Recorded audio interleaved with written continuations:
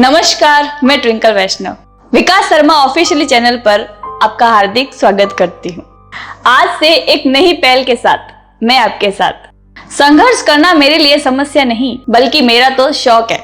जीत हासिल करना मेरी जरूरत नहीं, मेरा जुनून है।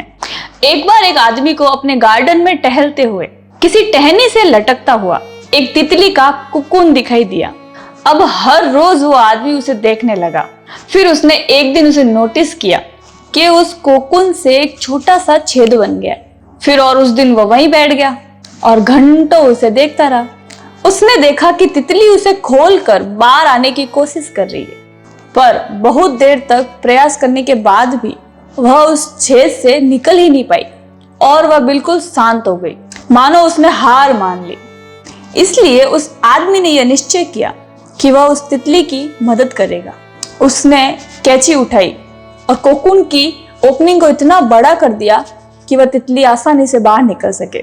और यही हुआ। तितली बिना किसी और संघर्ष के बाहर निकल आई, पर उसका शरीर सूजा हुआ था और पंख सूखे थे। वह आदमी तितली को देखकर यह सोचता रहा कि वह किसी भी वक्त अपने पंख फैलाकर उड़ने लगेगी, पर ऐसा तो कुछ भी नहीं हुआ। इसके ही उल्टे वह तितली बेचारी कभी उड़ ही नहीं पाई। उसको अपनी बाकी की जिंदगी इधर उधर घसीटते हुए बितानी पड़ी।